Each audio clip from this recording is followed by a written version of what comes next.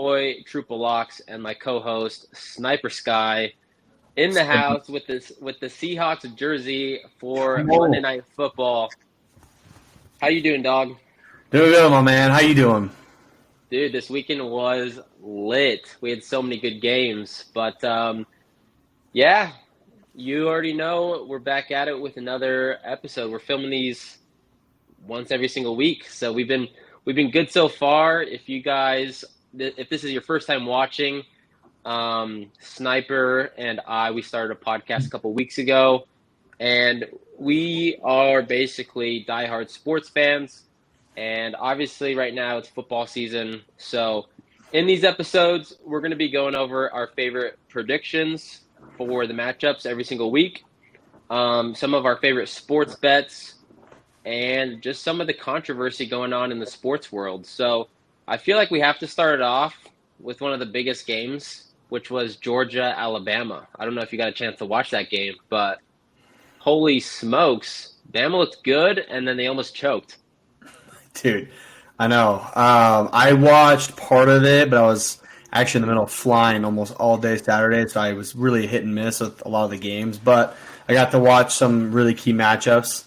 But yeah, I watched part of that Bama-Georgia game, and Carson Beck sucks. I'm just going to say that right now. He sucks. Terrible. He's overrated. And this guy, yeah, he's not good. I don't know how he is in the position that he's in sometimes. He just makes bad decisions. I mean, I get it. He was behind Stetson Bennett, learned from him. I mean, some people are even wondering how Stetson Bennett even won a national championship. Where did he go? No one has heard from him since. He's, some backup on the LA Rams? I don't know. Is he? I've never even gotten that far with him. Do you know if he really is?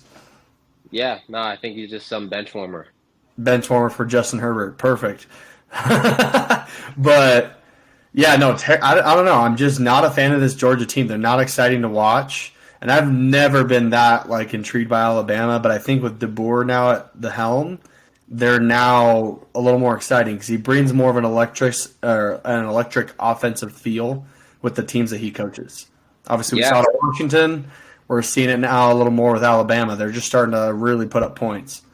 Yeah, it's such a tough place to play in Tuscaloosa, and going into Bama, I mean, yeah, it's a hard place to win, but hats off to Bama. Jalen Milroe looked phenomenal, and dude, the 17-year-old, what's his name, Ryan Williams, dude, he played out of his mind. I saw a tweet, and someone was saying yo, this 17-year-old should be asking his teacher if he can use the restroom in high school. He should not be schooling these people in the SEC on a football field. So it's just crazy. I mean, you and I, we're married, we're grown up, we're in our mid-20s, and this kid's 17 just making moves in the SEC on Saturday night. So what a great game.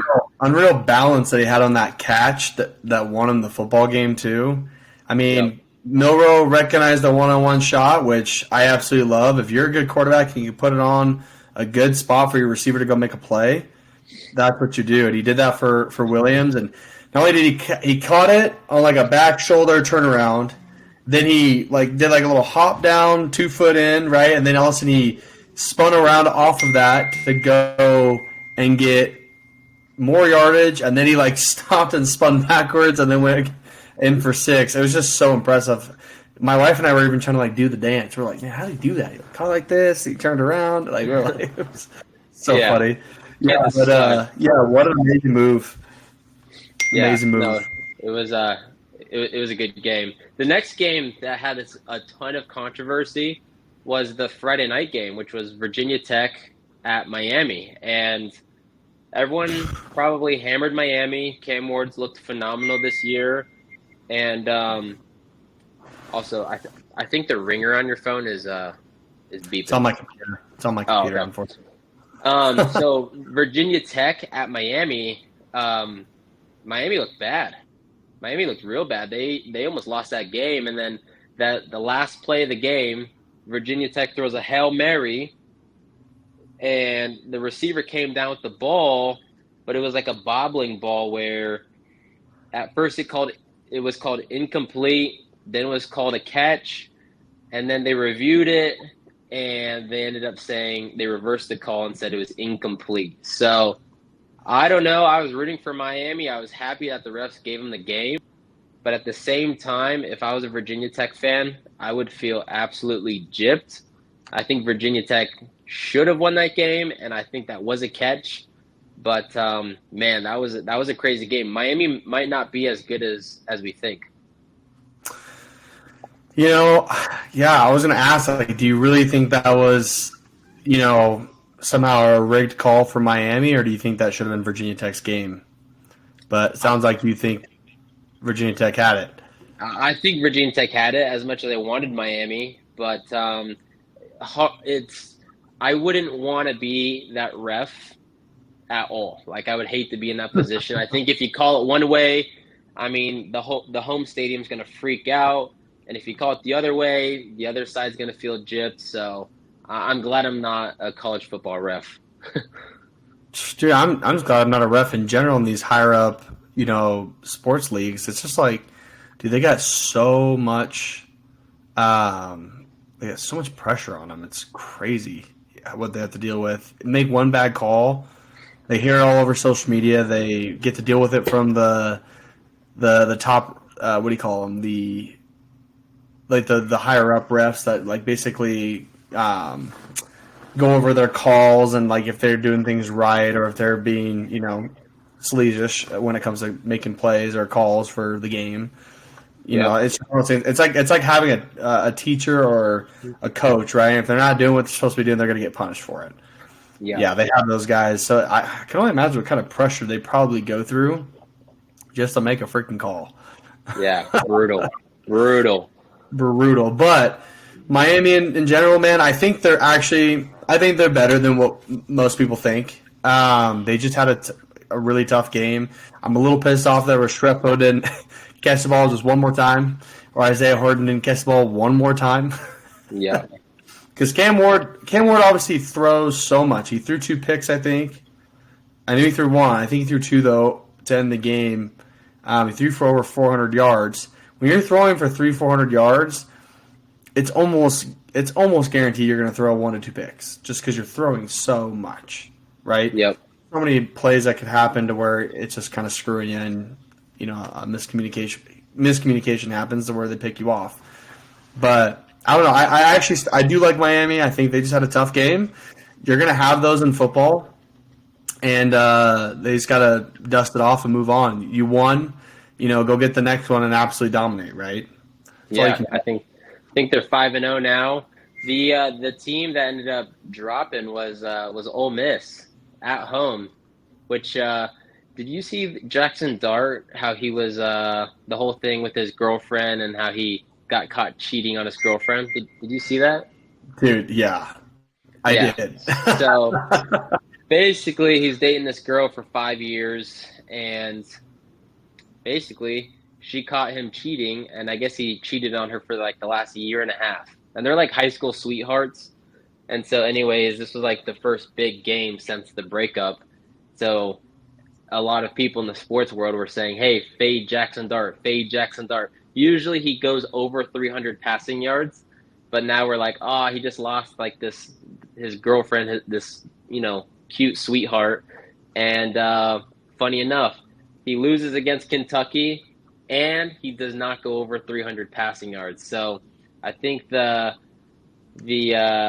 lesson learned is don't cheat on your girlfriend or your performance will go down. Dude, yeah.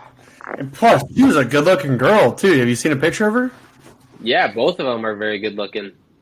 Dude, yeah, like, I don't know. I get it. Like, when you're a stud, you're throwing touchdowns left and right. You're an SEC quarterback. Like, I get it. Like you get a big head thinking, I'm going to do whatever I want. And that's probably what Jackson Dart is thinking about. He can do whatever he wants. He's probably going to the NFL, whatever he's thinking. And, made a mistake, and he's going to pay for it. Honestly, like, what sucks more, like, it isn't the fact that he decided to go cheat on his girlfriend, which, in my opinion, is super wrong. You just don't do that no matter what kind of person you are, right, or athlete. But gosh, dude, that stuff just lingers in the social media, lingers in the media, and it's just like that stuff gets in your head. And the moment you make one mistake on the field or in life, that is what they revert back to. Like, oh, you're a cheater, or you do this, or you do that. It's just crazy. It just sucks. It's like, dude, Yeah. don't put yourself in a position like that. Ruins your whole reputation. And, karma, I guess you would call it karma, but they ended up losing. So Kentucky, I mean, they gave Georgia a run for their money, and they ended up giving Ole Miss a run for their money. So we'll see how Ole Miss bounces back. Kansas State, they beat Oklahoma State. Once again, Alan Bowman and that offense just looked terrible. And, yeah. Yeah, I'm losing faith in Alan Bowman right now. Well, actually, too. Alan Bowman can still throw. It's his receivers, man. I don't know who to choose sometimes. I'm like, okay, dude, be consistent with who you're trying to throw to. And also be consistent in just staying in the pocket and throwing good throws. Or throwing good balls. Don't just freaking catch it and throw it again. Like, it's just so quick to leave your hand. Yep. He threw a couple of interceptions, and a lot of the yards he got were like garbage yards in the fourth quarter when they're already down like 3-4 touchdowns. But Alan Bowman has been a disappointment the last 2 weeks. So I don't know. I was thinking Oklahoma State was a super solid team, and I don't know. They're just not meshing. It seems off. Yeah, honestly, I just think the Utah loss got to them a little bit, and it was almost like that Utah defense just rattled them. Like, they're like, oh crap, what do we do on offense? It's not like they actually went back to the drawing board, figured out like, okay, here's how we go about it. And part of the thing when you're a good throwing offensive team, or you do a lot of air raid, you got to be mad confident. You got to be mad confident that every time you touch that football as a quarterback, like, you're throwing it a dart every time. You're going to get a first down. You're going to score multiple points, right? And it's almost like, Oklahoma State was like, oh, crap, are we really that good on offense? Are we really, like that? And it was just like, they just folded. Yeah. Which we see that now in college football. We're starting to see, like, okay, who's really going to go on a run here and be a legit team? Or are you just a flake 3-0 or 2-1 or whatever, and now you just start losing games in conference? Yeah, no, 100%. Dude, I think Ashton Genty has the Heisman, like, in the bag. 100% will win the Heisman. The numbers he's putting up are absolutely insane. I don't know. I can't remember the stats from this last Saturday. I think he had 3 or 4 touchdowns, but people are saying, like, a guy has not put numbers up like Ashton Genty since, like, Barry Sanders. He's doing insane stuff that we haven't seen in a long time. They ended up beating Washington State by a couple of touchdowns, which that team was 3-0 or 4-0. But, man, I mean, you were the one that first told me about him, like, week 2. And I was like, Ashton Genty? Like, I've heard the name, don't really know anything about him. And now, boom, he's like the biggest star in college football. And I think he wins the Heisman easily. I don't think anyone is even close to Ashton Genty. No, dude, it's so crazy. Week 2, they play at Oregon. I was at that game. Yeah, you're right. I was like, dude, watch out for Ashton Genty. He's the running back. Said he's going to get like 20 carries or more. They're going to feed him the ball. They're going to try to stack the box on him because Oregon knew what they were dealing with. But they couldn't stop him. Against Oregon, dude, he had almost 200 rushing yards. I think for the exact number was 192. It was a shootout, 37-34 final. Last game against WSU, dude, 26 carries, the most he's had all season, for 259 rushing yards. His longest rush was 64. You know what's disgusting is on Prize Picks, they had his line at like 150, which that line is stupid. So many people that I know ended up taking under because they're like, dude, to expect a running back against Washington State to run 150, like, that's so many yards that you got to bank on. And he literally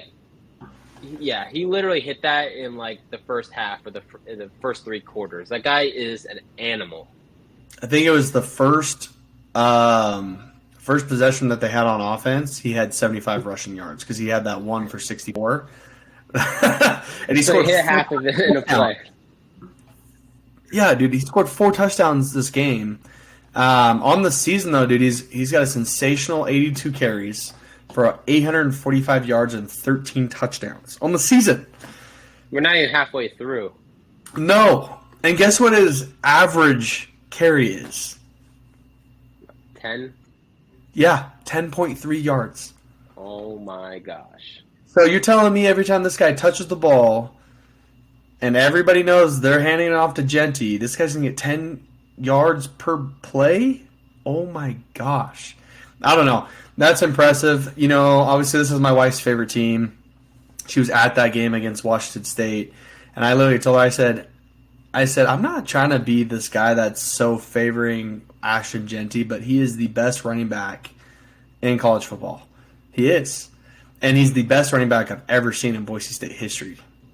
I'm already saying it right now. Retire the man's jersey. Hang up number 2. And you give this guy whatever he wants around town. I'm just going to say that right there. Yeah. He runs the place there for sure. He's I don't know what he's eating for breakfast, but that guy is a monster. So I'm excited to see how the rest of the season goes. Boise is currently ranked number 25. I don't know if that's updated or not, but 22 now. We're ranked 22. Okay. Yep, So which well deserved. I mean, they ran with Oregon. They smacked WSU. I mean, just got to keep it going. But they got Utah State this Saturday, and it should be a win. So we'll see. Heck yeah. Cool. Well, let's dive into some picks and some matchups for this weekend. We have a lot of good games coming up. And if you guys are watching this, make sure to drop a like. You comment your thoughts down below. Who do you think is going to win the Heisman this year? Do you think it's going to be Ashton Genty or someone else? Let us know what you guys think. So let's dive into some NFL. And we got Thursday Night Football, like always, Sniper. We got the Tampa Bay Buccaneers, and they're playing at the Atlanta Falcons. What are your predictions for this game? Yeah, man, give me a good game. So they're at Atlanta. Yep. Atlanta, another home team, primetime. I think the Falcons are showing to be pretty good. Looks like they're favored by 3 points or so, or 2.5 on ESPN. So yeah, I like the Falcons. I'm still not sold on Tampa right now. I was kind of hoping and praying for them in the very beginning of the season. Just still not sold on them. I think Kirk Cousins is coming alive a little bit. I think they're figuring out a system with those receivers and Cousins throwing the ball. I think Bijan Robinson is a stud.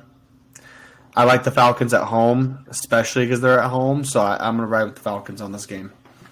Yeah, I think it'll be pretty close. I'm actually going to take the Buccaneers on this one. Now, maybe it's a false hope, but I love Baker Mayfield and Chris Godwin. And I don't know if it's because they've been hitting their overs and I've been making money on Prize Picks betting on them. And that's why I feel like emotionally attached to them. But Baker Mayfield, his line was at 230 passing yards on Sunday. Mm-hmm. He ended up hitting 210 in the first half against the Eagles, which was phenomenal. I did not have to stress about Baker Mayfield and Chris Godwin. So I just like the way that they play. I think Baker Mayfield is just a gritty guy and is determined to win. I like him more than Kirk Cousins, but it should be a close one. I'm going to fade you on this one. I'm going to take the Buccaneers money line on the road against the Falcons, but we'll see what happens. It should be a good one. Dang, that's tough. Honestly, just like how you rode with Godwin and Baker Mayfield, I was riding with Kirk Cousins and Drake London. Hey, that's a good duo too. Yeah, Kirk Cousins, honestly, last couple slips on Sleeper Fantasy, he's been actually hitting his overs for me. And I think there was a couple times I took him under earlier in the season. He cashed out too. So he's been doing okay for me. I like Kirk Cousins. Good guy. You know, he can play for how old he is and what he's been doing. He can still sling it for sure. I like Kirk Cousins with London or Mooney or McLeod. The guy that is an absolute bust is Kyle Pitts. Pitts is supposed to be like this beast tight end, I Yep. think that fool, I don't even know if he got a catch. Maybe he had one catch for -2 yards. I can't No. remember, but Kyle Pitts did nothing. So yeah, no, I'm done. I'm done betting on Kyle Pitts. But yeah, I'd prefer to take Drake London or Mooney or something like that. That's sick. I like that. Dude, what about New York playing at Minnesota in London? There's a London game? Yeah, so it's 7:30 a.m. Mountain Time Zone, so obviously 9:30 Eastern. So that's good for you, not good for me on a Sunday morning.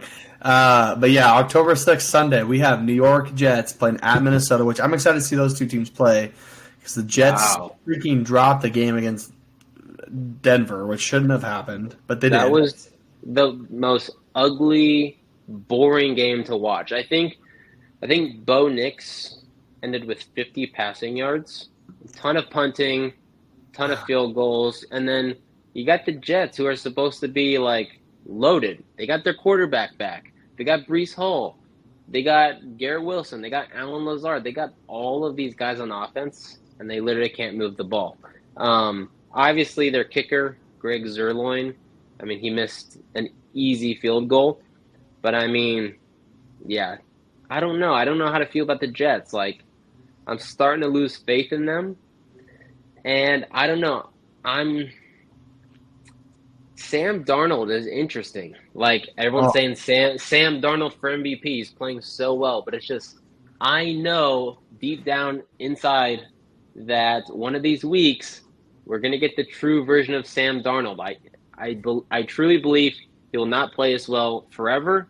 He's gonna go back to being Sam Darnold, and I don't know if it's gonna be this week, next week, but we will see a Sam Darnold where he throws 100 yards, 2 picks, and a fumble and they can't score the ball. So I'm torn on this game. I'm probably going to rock with the Vikings just while they have all the momentum. They're 4-0, and shoot, I'm rocking with the Vikings on this one. I like it. That's respectful. I think the Jets are coming in pissed off for that stupid game against Denver. Aaron Rodgers is going to come out with some heat on the offensive side. They're going to run no huddle. They're going to run with some tempo all game long. They're going to try to wear down that Minnesota defense, which was exposed a little bit against Green Bay. They almost lost. So I think the Jets are going to go through a similar game plan as to when they played, I believe it was, gosh, who did they play at home where it was their second game of the season? It was a Monday night game, and I already forgot who they were playing. New England. And Oh, yeah. they absolutely destroyed them right off the bat with the tempo. So I think they're going to do the same thing.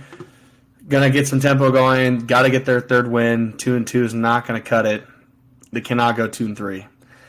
Minnesota, however, can afford one loss and go. What are they? 3-1 right now, or 4-0? My bad. They played yesterday, so yeah, 4-1. They can afford that. I think they'll play a little more laxed. Jets are going to go on there firing. No, yeah, I like it. It should be close. I don't think it'll be a blowout on either side.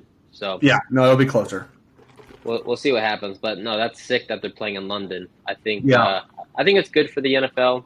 Just get more fans, and yeah, usually those stadiums are pretty packed. So for sure. 'Cause um, they're stadiums. yep, yep. Have you ever been to London? No, my wife has though, and I definitely want to go. No, that's sick. I've never been to London either. I've flown through the airport, but never got to experience it or do anything. But Oh, that's lit. yeah. Cool. Let's see. We got Panthers, Bears. Andy Dalton, he's showing something. He's showing something that Bryce Young never had. Yeah. Yeah, I think this is a better Panthers team. I'm not saying they're going to be playoff caliber, but they're going to be competitive, which they did not look like they were going to be at first. And obviously they Yeah. got that first win under Andy Dalton's belt last week, and then yesterday, close one that they could have won, but they didn't. But Andy Dalton still hit his overs for me. I actually hit him on Sleeper, paired him up, and we cashed out. So if you guys are part of my group, you know. So Andy Dalton getting it done. But yeah, Chicago, pretty iffy, but they're playing in Chicago, Soldier Field. It's going to be a close one, but probably Chicago takes this one. They're they're a better team, but you know how that can be. Yeah, Caleb Williams still struggling. I feel like he's got to get in the groove eventually, but probably a low-scoring game. I'd probably take under 41.5 total points. That's what the line's sitting at right now. Yeah, I think there'd be a lot of punting. At least that's what I would expect. But probably staying away from that game. Not a very exciting game, if I'm being honest. Last morning game to talk about, though, as every other matchup might be okay. Buffalo and Houston look like it's going to be good, but I think a matchup to watch is Baltimore and Cincy. Why? Because Baltimore just had a killer game last night for Sunday Night Football. Cincy's literally 0-4, and they won last week. They're 1-3 now. Oh, that's right. They won last week, 1-3. Oh man, they're hard to tell what they want to do. I don't know what their front office is doing. It just doesn't look like anything's meshing with that group, with communication, with the play, everything. I'm concerned with them. Yeah. So I think if history repeats itself, I think the Bengals are going to be. I think they're going to upset the Ravens at home. And the reason I say this is every single season, they usually struggle the first 3, 4, 5 weeks. And then it clicks. We see the Bengals that we love, Joe Burrow feeding Jamar Chase. And usually week 4 or 5, they're like, all right, it's go mode. We need to start winning all these games. And things start to click. So I think the public is probably going to hammer the Ravens just because of how well they looked against the Bills. But I think the Bengals are going to be able to pull off the upset, and I think they're going to be able to handle Lamar Jackson. Although, let's talk about King Henry. King Henry is an absolute beast. The first play of the game, he ran it for a 70-yard touchdown. That guy is he's an animal. Like, the guy... He's not very fast, but man, can he get on his horse when he wants to. That's for sure. Yeah. He's definitely a power back, in my opinion. He's not a speedy guy, but he's a power back. Yeah, he just throws people around, physical. Yeah. Obviously, he can run, a straight line and sprint down the field, right? But, gosh, he's so freaking huge. Pounding through everyone. Yeah. That should be a good game. That's a division game, and they're playing in Cincinnati. So I like that. And what's also crazy is King Henry has scored a touchdown on every single game so far this season. Really? I think so. I think he's scored a touchdown every single game this season. So last year, a bunch of people made money off of betting CMC anytime touchdown. And I believe he went over 14 weeks in a row. So if you put $10 and just let it ride every single week for 14, 15 weeks straight, you would have turned it into 6 figures plus. Derrick Henry might be that guy this year. Just anytime touchdown, let it roll. And, hey, maybe you'll turn it into a large amount of money. You never know. Something to look into for sure. But, yeah, I think Henry's got a touchdown every single game so far this season, and who knows when that's going to stop. But if the way Cincinnati's playing defense right now, I'm going to take my chances that if they ever get in the red zone once, he's going to score. Yeah. Yep. But, yeah, I like that matchup there. Buffalo and Houston looks pretty good. That's the last morning game. But going into the afternoon, Vegas and Denver, a little rivalry game over at Mile High. Green Bay at the Rams, Seattle and New York Giants. I like Seattle. Yeah, Seattle should take care of them. But you know what? If Daniel Jones keeps playing the way he is, we'll see. Unless he wants a little taste of what happened last year at MetLife, where he threw a little pick six to Devin Witherspoon in the red zone. Ooh. I'd love to see that again in Lumen Field. I'll never forget it. Witherspoon's rookie year, pick six from the red zone. It was pretty sweet. Damn. It was pretty sweet. But Two teams, Sunday Night Football. I'm just disgusted. I hate the Cowboys. I hate Pittsburgh. Two disgusting Okay, teams playing each other. Ugh. why are the Steelers favorited and the spread right now is Pittsburgh -2? I don't Well, know they're what they home. think. They're at home, but I don't know why they think that Justin Fields is going to lead the Steelers. I mean, yes, they're 3-1, but all of these wins are ugly wins. Like all the points come from the field goal kicker Chris Boswell. That might be my favorite pick right there, just looking at it first glance. Cowboys on the road in Pittsburgh. Bro, I might have to, right after this podcast, I might have to hammer Cowboys money line on the road. I don't know why they're underdogs, but the Cowboys are a much better team than the Pittsburgh Steelers. I think I'm hammering the Cowboys on this one. Cowboys, in my opinion, should be the winner. However, my emotions say the Cowboys suck, so I really am not confident in them at all, man. Gosh, they're terrible. Dak Prescott is not a good quarterback, and if anybody's going to argue with me on that, shoot me a DM. Literally, Dak Prescott is not good. Show me facts where this guy has changed the whole franchise to be a winning franchise. Okay? Yes, in the regular season, you're going to be a winning franchise, but are you winning playoff games? Go look at this guy's playoff record ever since he's been a starting QB in Dallas. What has this guy done? I think Dak Prescott's going to win the Super Bowl this year. What are you talking about? I think Dak for MVP all day.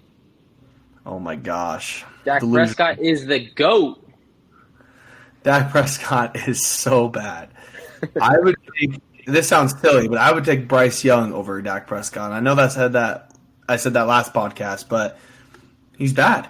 I get it. Like he can throw to CeeDee Lamb. He's not a bad quarterback in terms of just like throwing the football. I think he's got one of the better passing accuracies for sure, but I think his decision making can be terrible. When he gets out of the pocket and starts scrambling, I don't like his decision making.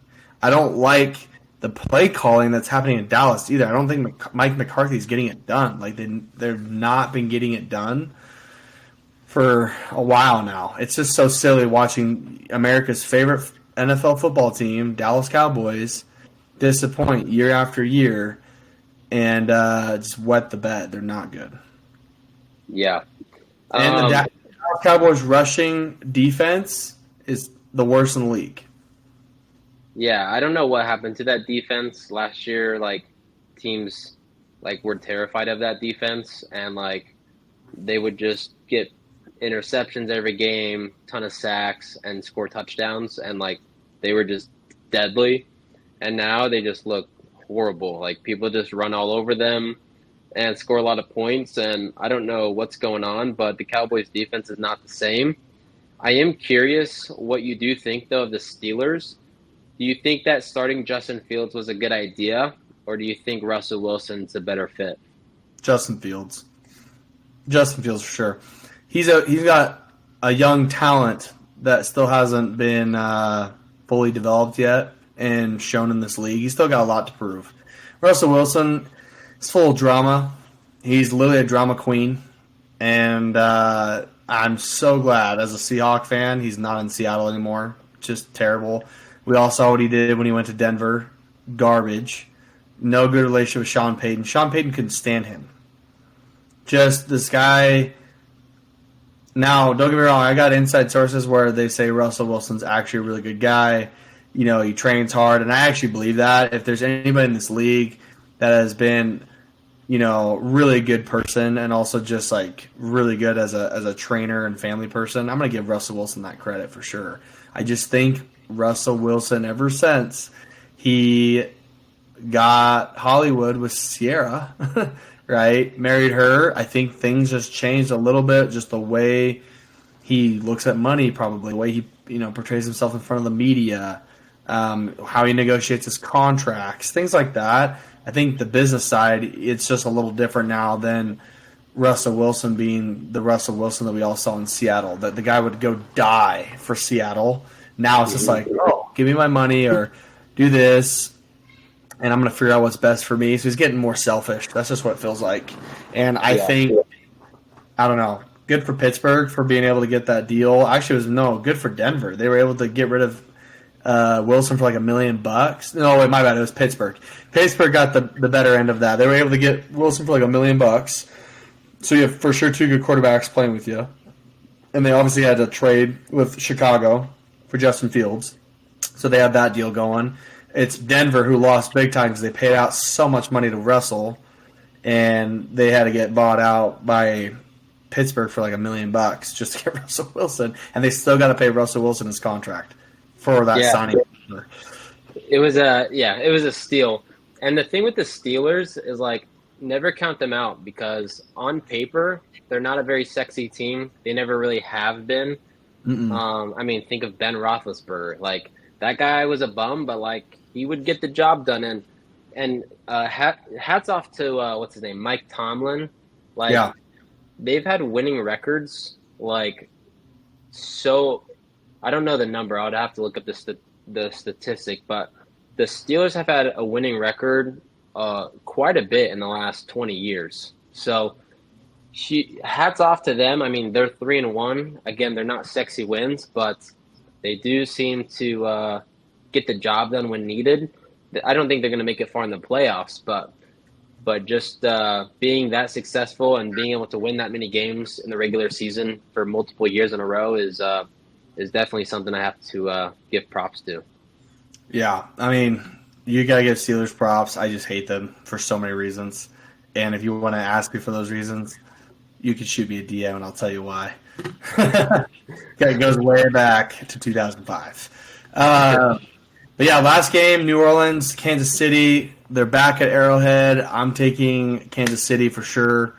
They're definitely favored by 5 in this game. I'm taking the over on the 42.5 for points because I think New Orleans will score a couple points. I think Kansas City is for sure going to fire away. It does suck, though, that they lost Rashee Rice to an injury. That was bad. And you have no Isaiah Pacheco as well, so you're missing 2 studs who is considered wide receiver 1 and running back 1, and you're out with them. But knowing the Chiefs, knowing the people that they've drafted, they know how to find guys come in and get it done and be a part of the system. So I'm really not worried about them. It does suck, and I think it's going to hurt them for a couple games maybe, like trying to get certain wins. But I think they'll be fine overall. Yeah, no, absolutely. And it was cool to see Travis Kelce finally he got involved. I mean, he got fed the ball quite a bit. Usually he's double teamed or like the first couple weeks he's only been getting like 20 to 40 receiving yards, which is nothing. I mean, he's used to getting like 80 plus yards, a touchdown or 2. Yep. So I think he's going to start getting more catches. But there's one guy I'm super, super excited to bet on now that Rashee Rice is out. And it's basically rookie from Texas, Xavier Worthy. That guy has wheels. I don't know if you saw that 60-yard bomb, but Patrick Mahomes threw it. Worthy just Hail Mary, outran the defender and caught a touchdown. So his line has been at like 35 to 40 receiving yards. And I've been saying they're going to use him for the deep ball. Yeah. And just like he did, I mean, one catch, he hits the over in one play. So excited to bet on Xavier Worthy. But I think you and I definitely are on the same page with this one. Chiefs are going to win at Arrowhead, and I think over 42.5 is a lock. I think the Saints will be able to put up points, but I think the Chiefs are going to pull it off and win. So I like that. Well, guys, thanks for watching our podcast. We've reached the end of it. Before we leave, of course, we're going to leave you guys with a final play to ride with us for the week. And we're going to start with Trupa. Trupa, what is your favorite play of the week for our viewers to tag along with us on? So it's going to be a 3-leg parlay.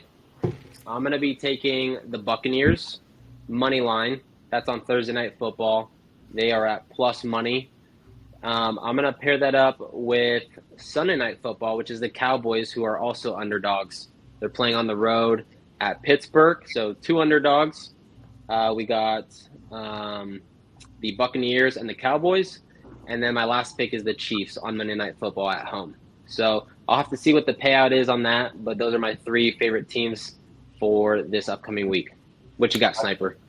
I like that. I'm going to take Baltimore Cincy. Okay, it says Baltimore's favored by 3 points or by 2.5. You know, over under 50.5 for the money line. You know, I'm gonna take Baltimore to win this game. I really am. I know they're on the road. I don't think Cincy's gonna get this done. King Henry's too good. I'm gonna take Baltimore with money line. Okay, then I'm gonna do a little Green Bay, Los Angeles right here in the afternoon. Okay, Green Bay, Los Angeles says the money line is Green Bay by -3.5. I actually don't like that at all. So I'm going to take Los Angeles for that game. Okay. And then also New York and Seattle. I definitely have Seattle winning in this game and take them for the money line as well. Nice. So, yeah. I am going to hammer the Seahawks too as well with you. Let's go. I like that. Yeah. So, all right, guys. Well, thanks for watching with us. Don't forget to subscribe to this channel. Okay, it's the Power Play Pod on YouTube. Okay, also follow us on the socials for TikTok, X, and Instagram. It's all the same, the Power Play Pod. We love you guys. Appreciate you guys riding along with us. Don't forget to tag and share this with your friends. If you guys love sports betting, shoot us a DM. We all have groups that we are a part of that you guys can get to know us and also ride with our picks throughout the entire week and interact with us more. But yeah, shoot us a DM. We'll see you guys in the next video. Appreciate the love. See ya. Dak Prescott for MVP, baby. Let's go.